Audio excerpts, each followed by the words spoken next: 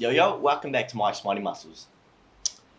Now, summer's coming up, and it's the festive season, and I'm sure you and a lot of other people want to be able to go outside and take their top off and really enjoy the summer without having to worry about anything. So, I thought it'd be a really good time to do a video about how to stay shredded over this upcoming festive season.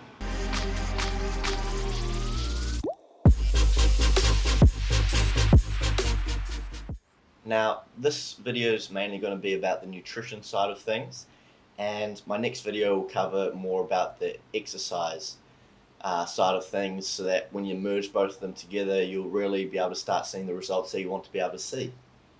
Now, there's three things that I want to talk about on the nutrition side of things, and the first one is you need to be in a calorie deficit.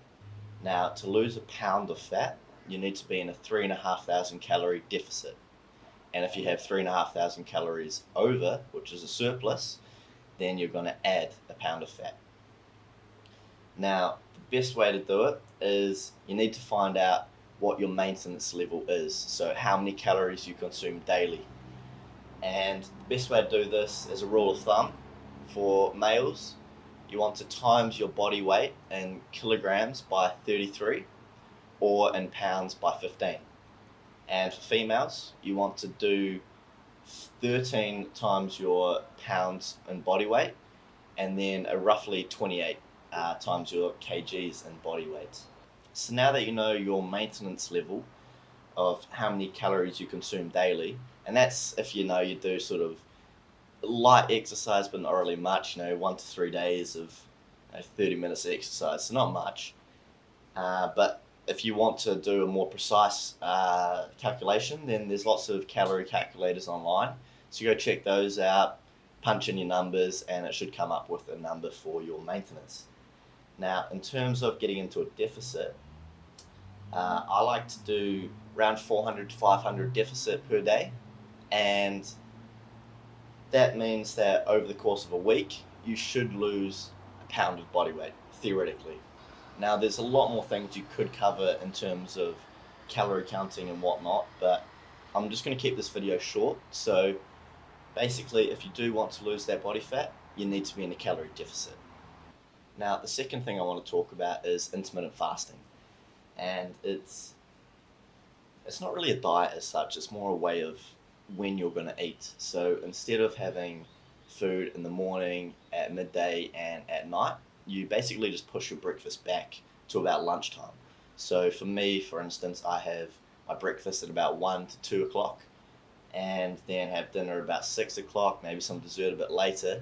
But the point is that in the morning, you're fasting. So you're just drinking water, or you're having coffee, black coffee, no sugar, no milk, or you could have tea, whatever you want, just as long as you're not adding sugar or milk or anything that really has calories. And it also helps blunt your appetite having coffee and tea, and just helps push back your first meal of the day, which makes it easier to fast. Now, the point of fasting is basically when you're in a fasted state, your body has to use something for energy.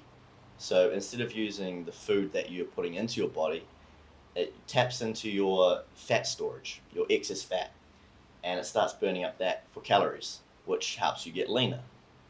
Now, there's a lot I could talk about intermittent fasting, but I want to keep this video nice and short. So basically, the one I recommend doing, because there's a lot of different ways to do intermittent fasting, but I recommend doing every single day where you eat within a certain period. So the most popular one is 16-8, so you fast for 16 hours and then you eat for a window period of 8 hours. So in that 8 hours, you eat all of your calories for the day.